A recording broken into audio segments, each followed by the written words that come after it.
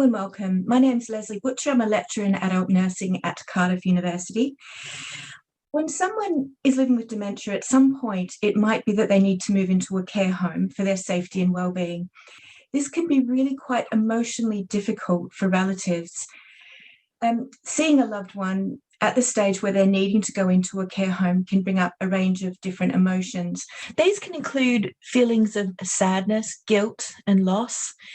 A person who has lost their husband or wife or partner might also be feeling quite lonely and worried about the future. There might be fear and mistrust of the care home, feelings of bereavement and accountability for the decision to move into the home. The person can feel pressured and blamed, and there can be difficulties with other family members also. This all often comes at a time when the caregiver is already in a place of tiredness and exhaustion, which might be from caring for their loved one at home. They might already be in that state of anguish. However, at the same time, people can also experience a sense of comfort and relief, supported and consoled that the person they care about is safe. In this vlog, we're going to be talking about the emotional impact on loved ones when someone they care about or someone they're close to has to move into a care home for their own safety and well-being. And today I have with me three very interesting people, all who have an interest in this area. And I'd like to introduce Dr. Sally Anstey, Dr. Jane Mullins, and Karen Edwards. Would the three of you like to just introduce yourselves again and tell us a little bit about why you're here today? Okay, well, hello, I'm Sally, and I'm here really because I have experience of being a carer and family member of both my mum, who had dementia, but also my dad, who had Parkinson's related dementia, and my granddad, who had Alzheimer's disease. So as my family tell me, it's inevitable that I'll get it. So I'm kind of, revisiting their experiences and kind of also taking lessons for when I become slightly more batty in the future. Thanks, Sally. And Jane? Hello, I'm Jane Mullins, and just to say, Sally, it's not necessarily going to happen just because you have family members. Just want to make that clear. I do know that, yeah. Yeah, hopefully that'll be fine. I've worked with people with dementia for a long time. Started off as a care assistant in a nursing home when I was training to be a nurse, and then went on to manage the home a few years later. I've worked in memory clinics, helping support people through diagnosis, and cared for people in hospital and the community. And also I've just done some research looking at one of my biggest passions really is finding ways of how we can communicate with people who have dementia when they struggle themselves. Okay, thanks. And Karen? Hello, hi, thank you for inviting me. I'm Karen Edwards, and I've spent many years working with people living with dementia and their families and carers in various different roles. I'm currently working as part of the Dementia Learning and Development team, working across Cardiff and the Vale. And it's kind of always struck me really, some of the struggles around making decisions about what care and support is needed when. And so after talking to many families over the years, it's really struck me about the emotional and the practical impact of those around making those decisions. So I'm really interested in having some discussions around that today. Great, thanks, Karen. So can I just say thank you so much for all of you for being here today, but to share your expertise, but particularly Sally, because although Sally has a wealth of knowledge and expertise in care of the person living with dementia, and I've taught alongside Sally, and what she doesn't know is just not knowable, to be honest, about dementia.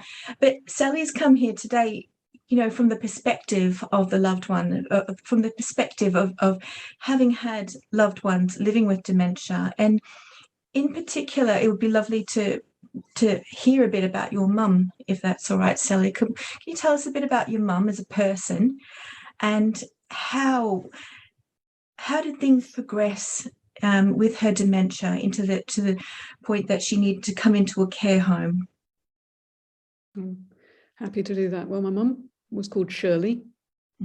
She was named Shirley after the Shirley poppies in Flanders Field, where my granddad, her dad, was injured during the First World War. Although she looked ridiculously like Shirley Temple, and everybody thought that she was named after Shirley Temple. She was born in 1930, and she grew up in a fairly deprived part of East London, and was evacuated during the war to the countryside. She had incredibly curly hair, which sadly I didn't inherit, and was extremely gorgeous to look at. And her claim to fame was that she was shortlisted to be the boy in the Pears soap advert, or the person in the Pears advert. But she kind of was absolutely horrified they gave it to a boy. So all of her life, she's kind of been a bit feisty. So I would describe my mum as kind of mighty, really. She was a single parent, so brought me up on her own, had a fairly appalling first marriage, and had quite severe mental health issues following that. So she was kind of more like my big sister to start off with, because my grandparents brought me up. She was probably the most sociable person that I've ever met, I think. She was a terrible cook, absolutely terrible cook. I went to boarding school and everybody used to be delighted to go home for the holidays for the food. And I was horrified because she was awful. Her kind of go-to really was gin. That was her kind of coping strategy. And she was a carer for my granddad, who had dementia, and she married a second time, and she looked after my dad's mum, who also was very poorly with dementia. She worked for the Bank of England. She started work for the Bank of England when she was 17, and her job was repairing banknotes when people had sent in destroyed banknotes. And she would kind of join them together and check that people were sending in all the right bits, because apparently it was where most forgeries were, because if you sent it in, you could get a new one back if the dog had eaten it or that kind of thing. So she worked for a number of years and then kind of retired when she married my dad and became an absolute obsessed person with the Women's Institute, and kind of really became kind of quite a leading light. She was terribly organized, terribly bossy with all these kind of women, and kind of really was the life and soul and sociable one, really.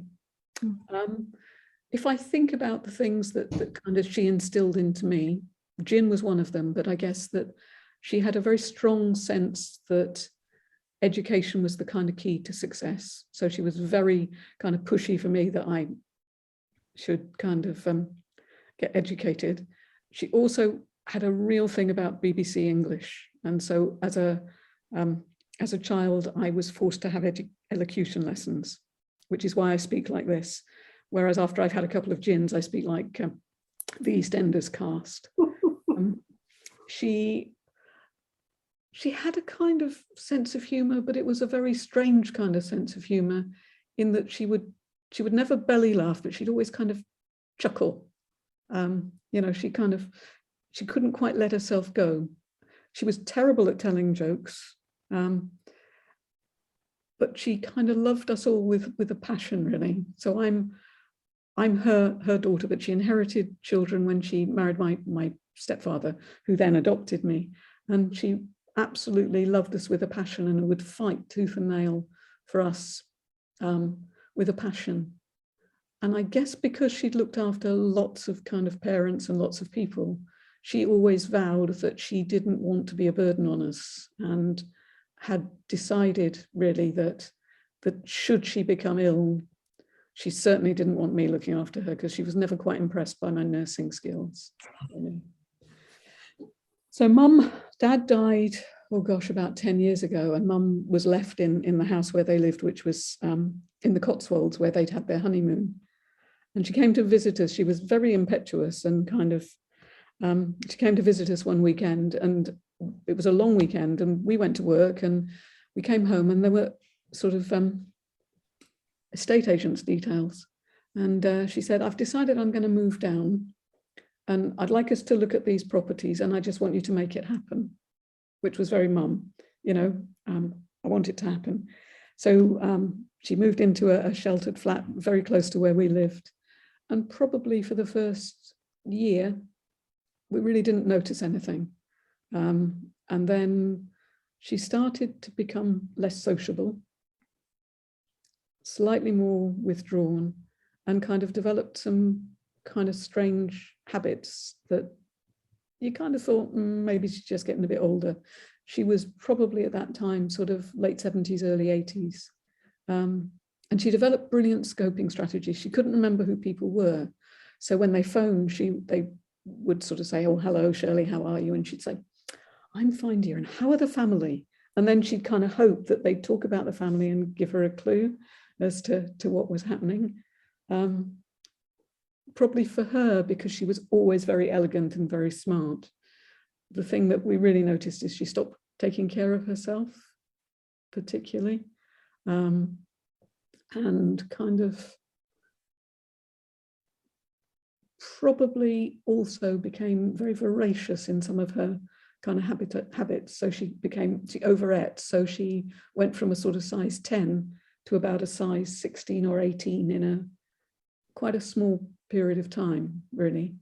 And we were with her because we were so local, we'd see her most days. And yet my sisters who lived away, kind of for them, that was, the weight gain was shocking, but the other things they probably didn't pick up on particularly.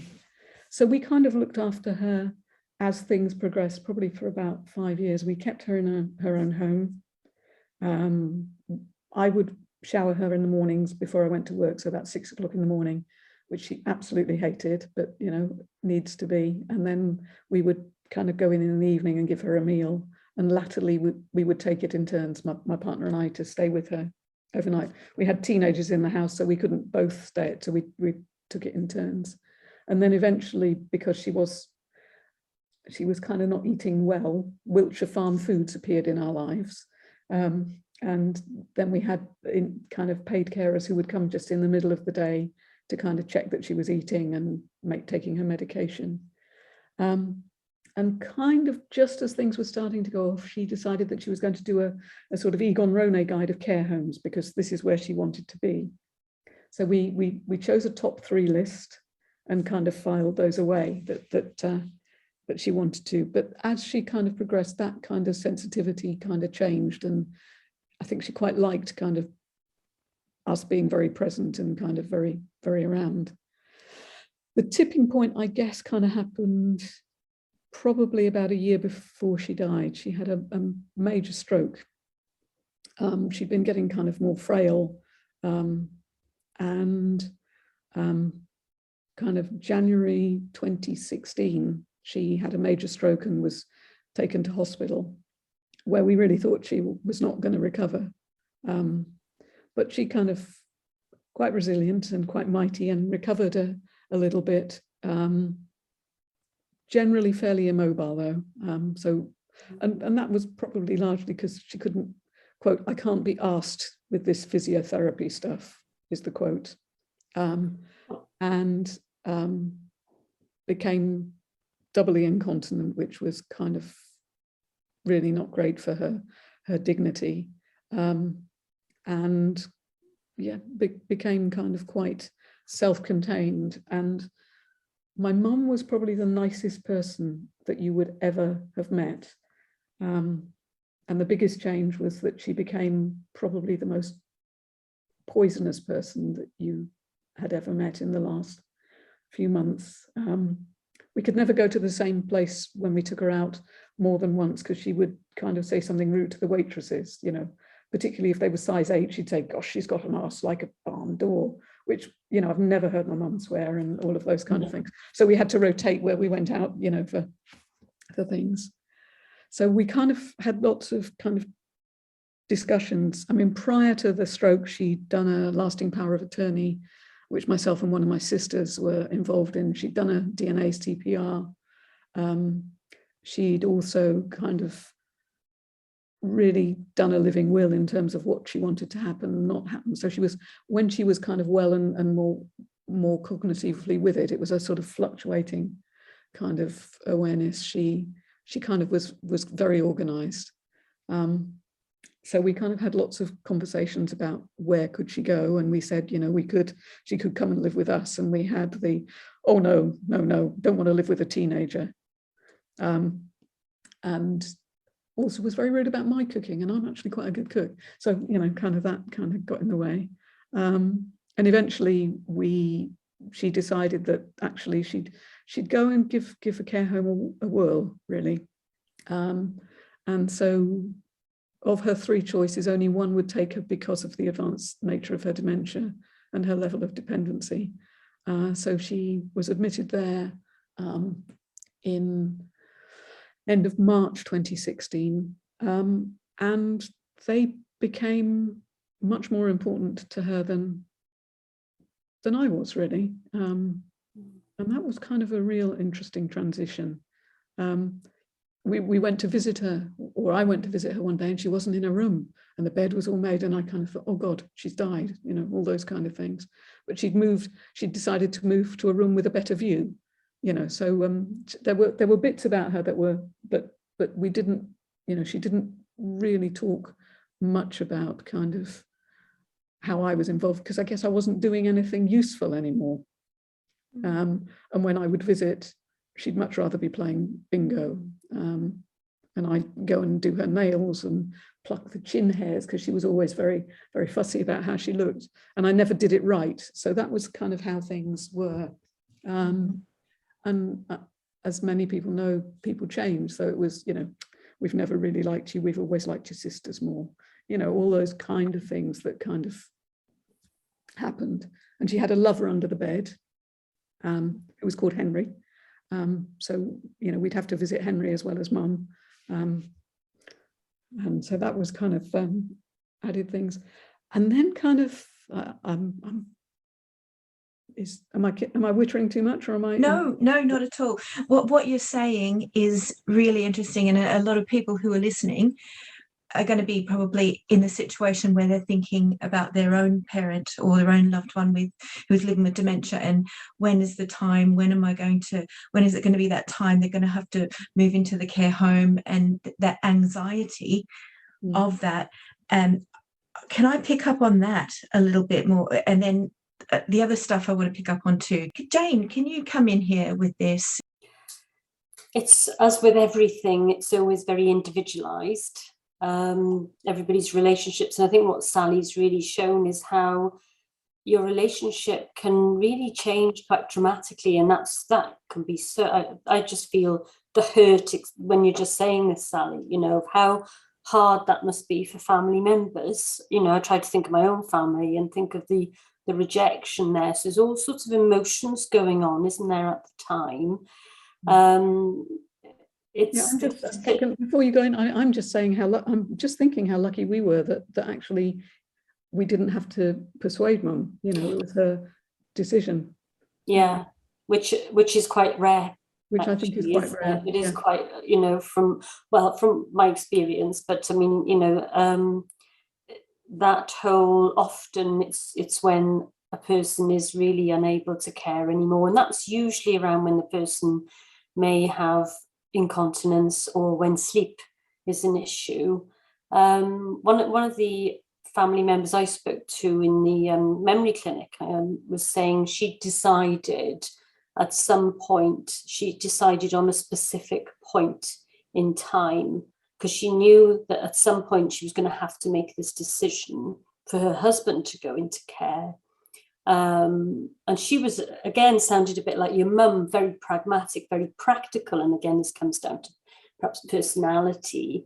But she just decided that when she couldn't sleep anymore, because she was caring at night, and if she was starting to become incontinent and getting up at night and being quite disorientated, that then she was going to make that decision. But actually, when it came to that, it wasn't as straightforward either.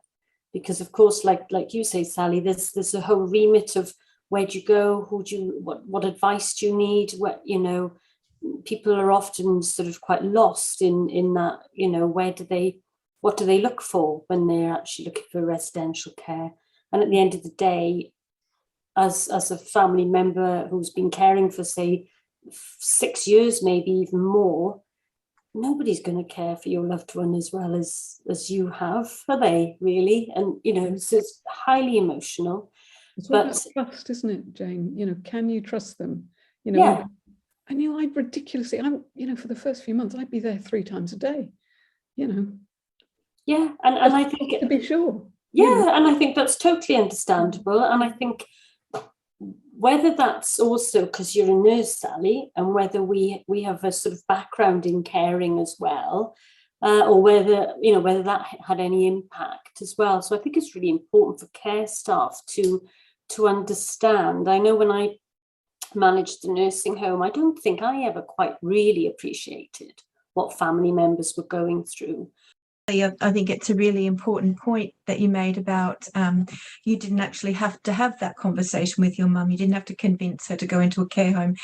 And I think sometimes in society, we imagine that someone is put in a care home, and there's that terminology around it too, isn't it? Like, oh, I don't want to put my dad, or I don't want to put my mum, I don't want to put my husband in a care home. And it's not always the case, is it? Your mum made that decision to go in and to go there and to live there.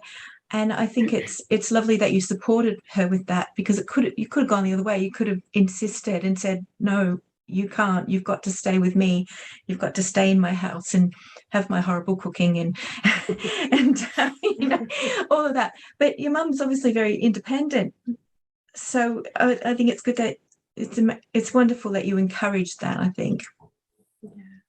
It's really lovely to hear your account of things, Sally, so that we can try and understand situations from different perspectives, really, because, you know, sometimes you are in the situation where you can make those decisions with that person in advance and have those conversations and put those plans in place. But that doesn't work for everybody, and not everybody has either had the opportunity or the ability to have those conversations beforehand, and that experience then can be very different, and it can be around possibly carrying on until, you know, you don't get to the point that you recognize that extra help might be needed, and then you suddenly find yourself in crisis, for example, and those decisions are made very quickly and not in a informed way. I loved hearing that you had the top 3 choices. Yes, only one was available at the time, but that was a really kind of well considered, pre-planned joint decision, whereas sometimes it doesn't work out like that. And another thing I just want to pick up on, Sally, when you kind of mentioned that handing over of that care, yes, nobody's going to do it. You know, can I trust, I think is what you said, can I trust that home doing things for mum? Maybe not in the way that you did them, but in a good enough way that would be acceptable to mum and to you. And, you know, it can be really scary for people who don't know the care system and don't know what care looks like in homes. And I just want to share a couple of experiences of people that, because we make our decisions, don't we, and we have our opinions on what they're going to look like. Maybe from care homes we visited, you know, we've got lots of families that might not have experience of visiting care homes maybe 20 years ago when it was a grandparent or something, you know, and what can I expect for this person that is so close to me, that I want the best for, and that, you know, that taking over and that trusting care to somebody else is huge, isn't it? Yeah, it's about having those difficult conversations too, isn't it, prior to this situation coming about. I'll just tell you of an experience when I was a care home manager in one place. I had to go out and assess somebody for the care home. And I went to this lady's house, and her daughter met me at the door and whispered to me, "Don't tell mum you're from the care home. She doesn't know she's going in yet." And I said, "What do you mean?" She doesn't know. She, "Oh, we haven't told her she's going into a care home." And she was saying, "Well, she can't make that decision." I said, "Well, has she had a mental capacity assessment to determine that. She can't make that decision.